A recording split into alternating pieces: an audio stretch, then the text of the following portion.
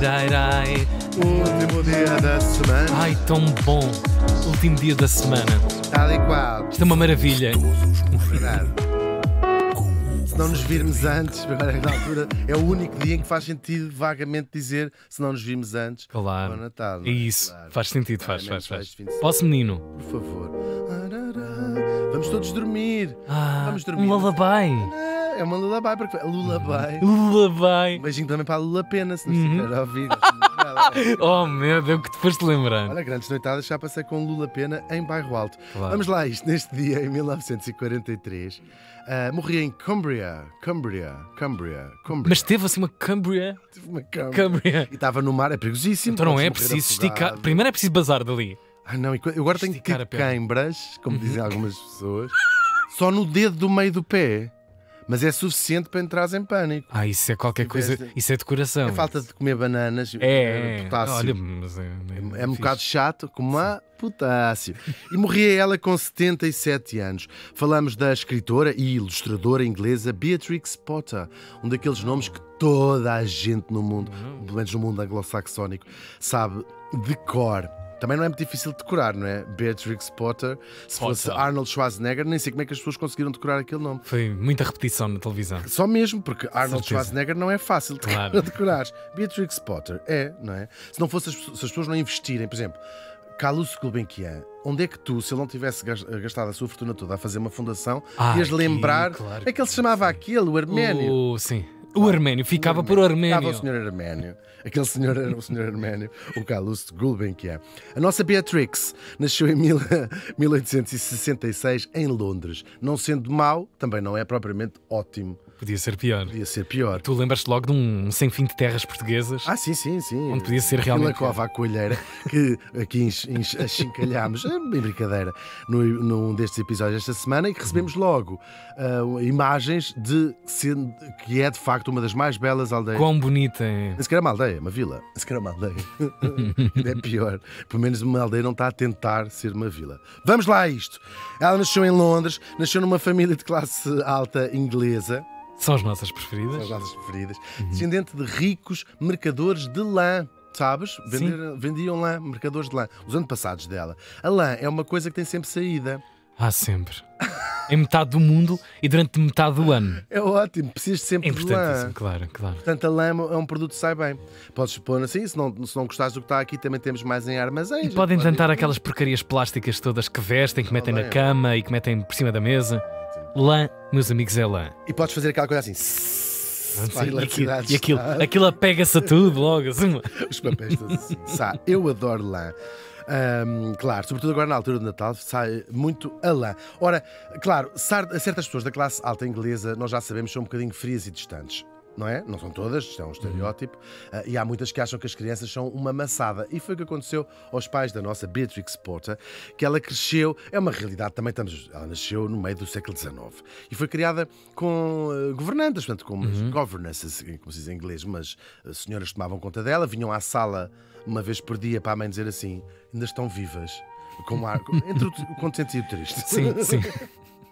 Já aqui muito se tem falado dessa hierarquia das casas. Sim, é verdade. Já aqui relacionaste com até aquela série Downton Abbey, a ideia do que é como uma alta classe nos séculos XVIII, XIX. E a maneira como viam também as próprias crianças, não é? Claro. Nuisance, e não havia. Até vamos falar disso mais um bocadinho mais à Que frente. sonho ser pai ou mãe, alguém tomar conta daquilo. Olha, era quase uma raridade, Resolver a sobretudo em coisa. países como a Inglaterra, mas, sobretudo das classes mais elevadas, as outras não tinham escolha, não é? Serem mães muito presentes, tomarem rédeas da educação dos filhos, porque também vão mudando a maneira como se vê a própria educação. E ela não cresceu um bocadinho longe dos pais e também longe de outras crianças. Foi criando então assim dentro da sua cabeça um mundo, porque ela, se não tinha crianças para brincar, o que não lhe faltavam eram animais de estimação. Tinha muitos animais de estimação. E adorava os bichinhos todos, adorava ver aquilo tudo. E sobretudo adorava passar férias na casa dos avós na Escócia. Não percebi nada do que as pessoas estavam a dizer. Era aquela parte divertida do ano, não é? Exatamente. Ia lá e... Era aos 3 meses. Antigamente era 3 meses das Sim, as férias grandes. As férias grandes. E eu via os pais ficavam a eles trabalhar. a falar assim, umas coisas. Exatamente. E assim, os primos escoceses a roubar a fruta. Oh, Beatriz! É, Bia. gravíssimo. E ela adorava andar lá a passear por os campos, a ver os peixinhos, as plantas e, sobretudo, o seu grande fascínio, os cogumelos. É verdade. Começou cedo. Começou assim, oi, o que eu estou a ver. E estava já aqui a raiz da sua muito fértil imaginação. Aquelas mocas que ela apanhava. Porque aquilo não é só álcool, não é? Se a gente vir depois o resto da obra da Claro, sim, sim. aquilo não é só álcool. Tem Há ali muito álcool. alucinocenas. Exatamente, há ali muito álcool. Sim. Há ali uma grande disfuncionalidade. Coitadinha da Uma criança ainda aí. é completamente uma criança. Bom, e então ela vai juntar aqui duas das suas paixões. Esse está a observação da natureza e o desenho. Ela foi uma grande. Ela ilustrava os seus próprios livros. Uma belíssima ilustradora no início. Ilustradora até científica, como se chama. E é uma respeitada, apesar de ser amadora nesse aspecto. Do estudo dos fungos. Uau, fazia um levantamento. Fazia, desenhava coisas com respeitada, colecionava, era fascinada com fungos, com cogumelos e desenhava-os todos quando tinha lá as mocas dele. Isso é lindo. É lindo, é lindo. É lindo. É lindo, E é a lindo. ciência? É lindo, é verdade, é linda mesmo. Uau. E é respeitada Claro. nessa área. Depois chegamos a 1902, já ela passava dos 30 anos, quando vai escrever o seu primeiro livro para crianças, também ilustrado por ela própria. Chama-se The Tale of Peter Rabbit, em português. Já traduzido como A História do Pedrito Coelho, que eu acho que toda a gente no mundo já viu Claro que sim. esta belíssima personagem. Foi um sucesso imediato e do caraças, que são duas coisas que nem sempre concorrem. E quando Imediato combinadas. e do caraças. É o estrelato, sim, chegaste sim. lá. Sim, sim. E então ela vai decidir dedicar-se exclusivamente à escrita e à ilustração para crianças. Não sei se fazia também outras coisas antes. Penso, não, vou-me dedicar exclusivamente a isto. Mas, ó Beatriz, costumava fazer alguma coisa antes disto? Olha, por acaso, não. Mas governar uma casa dá imenso trabalho. Ó, Teresa, Governar os ali. governantes. Exatamente. Da casa. Aquilo não era fácil. E vai se tornar uma das autoras mais famosas de sempre para a pequenada. Tu deste uma volta tão grande para conseguir Dizer ver. pequenada. Sim. Pequenada. Que nervos. E tão famosas eram as suas histórias que em breve se vai tornar num muito lucrativo negócio. Ela tinha um gênio para o negócio, para além dos livros que fazia. Ela vai ser uma das primeiras, talvez vou dizer a primeira, autora a apostar no merchandising, ou seja, na venda, depois destas personagens, numa série de coisas. Há mais de 100 anos, amigos. Há mais de 100 anos mesmo, há mais de 100 anos. Isto é uma visionária. A visionária, porque ela fazia business, grandes business. Mas é verdade, em tudo, canecas, vibromassajadores faciais, enfim, tudo isto tinha o Pedrito Coelho. É a primeira personagem de sempre a ser transformada num ursinho de peluche oficial. Os bonequitos do Pedrito Coelho. Esperta. Espertalhona, ficou mesmo rica e já não era. Isto a pessoa quando tem dinheiro e mete mais dinheiro em cima, é isso, atrai. Se ela tivesse nascido pobre, não tinha feito. Estou a brincar. O Pedrito Coelho, olha, quem tem estes bonecos, hoje em dia valem-me fortunas. Estes Pois primeiros objetos de Pedritos colecionador, Coelhos, claro. estes Pedritos de Portugal. Não de Portugal, são do caso de Inglaterra. Claro, até porque as crianças adoram ver o boneco. Também quero o boneco do Pedrito Coelho. Claro, e uma coisa leva à outra. Claro, sabe bicho para gastar o dinheiro que não é deles é as crianças. Estão logo na primeira fila. Olá meninos, olá meninas.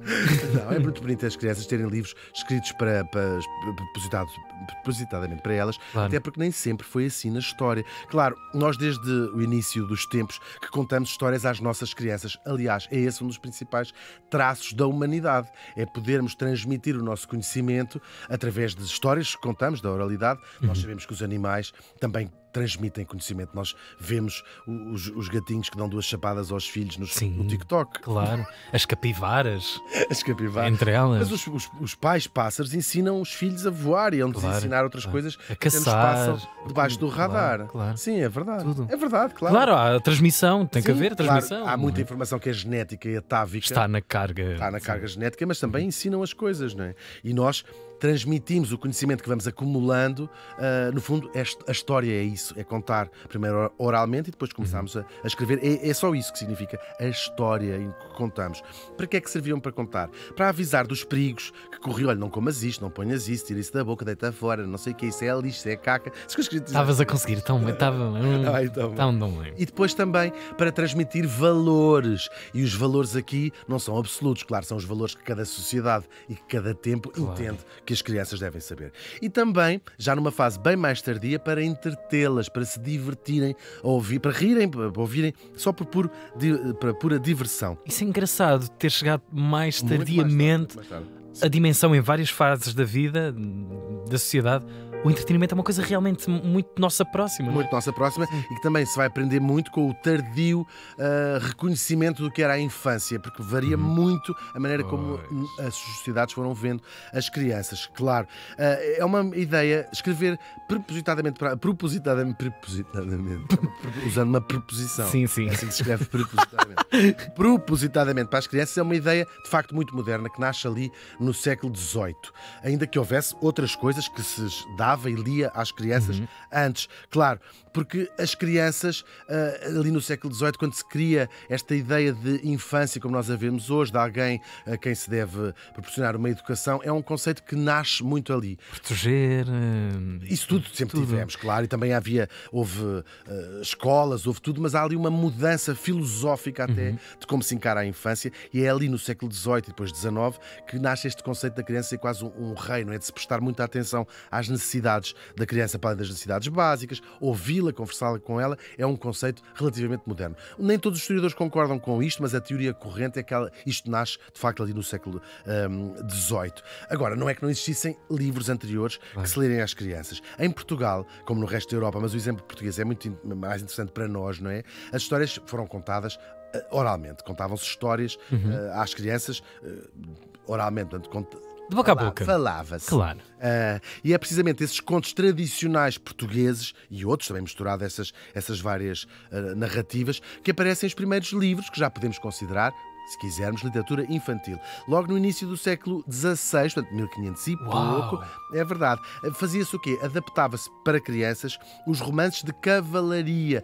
Eu no meu tempo estudava isto no liceu, Amadis de Gaula, que é aqueles contos da Távola Redonda, envolve o Santo Graal, há estas histórias todas.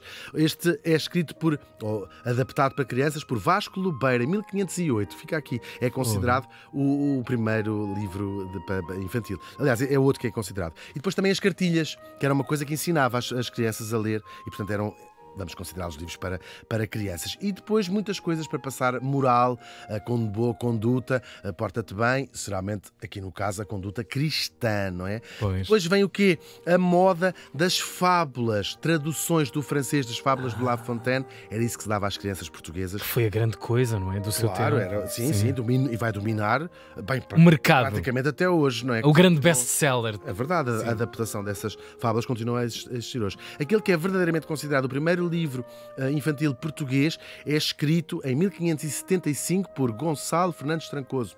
Um grande beijinho. Acho que ele já morreu. Sim. Chama-se Contos e Histórias de Proveito e Exemplo, que já dá aqui bastante a ver para que elas serviam. Avisos e também modos de conduta, não é? Cheias de moral, mas também já aqui nesta altura, do século XVI, com alguma graça, ou seja, com a intenção da criança dizer assim: então a avó foi comida pelo lobo, mas isso é mesmo assim ou é com aspas? Já vinha lá para as crianças do século XVI dizerem isso. Teve logo muito sucesso, e este tal livro, vai ter edições até ao século XVIII, até que desapareceu. Era um livro muito lido, então 200 anos, onde era este o livro que se dava às crianças para ler, ou se lia às crianças. Que sobrevivência incrível. E desaparece. Até que é encontrado em 1928 um exemplar numa coleção de um colecionador brasileiro que tinha doado a uma biblioteca, e lá diz assim: o que é isto? Isto é o primeiro livro infantil escrito em português. Muito engraçado. Depois do século XVIII, quando começa a aparecer em Portugal o teatro de fantoches, nós já aqui falámos dele, António José da Silva, conhecido como o Judeu, as suas peças de teatro. Podia ter escrito mais coisas para as crianças, não o tivesse a Inquisição queimado por causa disso. Por causa disso, não por ter escrito livros para crianças, mas por ser judeu. Ele bem tentou, não foi? Sim, uma história bem triste. Nós também já lembrámos aqui. Depois, século XIX, começam a escrever-se contos, livros de contos e também poemas para crianças. Os grandes nomes da literatura portuguesa: o Antero de Quental tem o seu Tesouro Poético da Infância, o João de Deus com o seu Versos para as Crianças e para o Povo. Depois, o início do século XX vai trazer novos temas, coisas mais sociais, deixa-se de lado essa moral e os bons costumes, ainda que depois, durante a ditadura, há ali isso já vimos todos os livros das espécie de regresso, não é? E sobretudo muito nacionalistas. contempolar os heróis portugueses, as descobertas, todas essas coisas todas. Mas há ali uma data de gente que no início do século XX vai trazer temas sociais para as crianças, ensinar-lhes outro tipo de valores. E é pela mão de mulheres.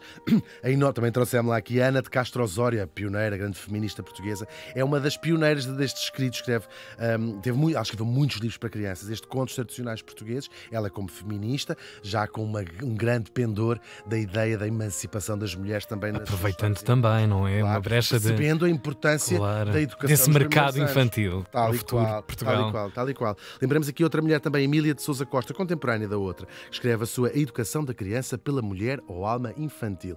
Também aqui um pescar de olhos às mães a dizer, atenção, como vocês educarem as vossas filhas, é as mulheres do futuro. Muito interessante. Depois, nos anos 20, dois grandes sucessos, Os Bonecos Falantes, de Carlos Selvagem, que sai em 1925. Boneco! E outro, é um boneco, depois adaptado pelo professor Pinta Costa, o médico.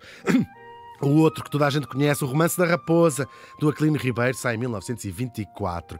Depois, há uma verdadeira revolução, explosão da literatura infantil em Portugal, que depois de acompanhar até também a própria Revolução do 25 de Abril, e vai-se abandonar a ideia dos livros terem de ser pedagógicos, de se ensinar coisas às crianças, e ser simplesmente uma forma de literária, mas adaptada às histórias e até, em alguns casos, a maneira de se escrever para o público mais novo. Ainda nos anos 60, portanto, ainda no tempo da ditadura, lembrando destes nomes, Matilde Rosa Araújo, aqui já entramos em nomes que dizem muito, provavelmente, às gerações que estão a ouvir. Impossível não falar também da Alice Vieira, que em 1979 lança Rosa, Minha Irmã Rosa, uma pedrada no charco de escrever para crianças, nos jovens, no caso, de uma maneira literária, sem condescendências. Sem mimimis, tal e qual. Sim.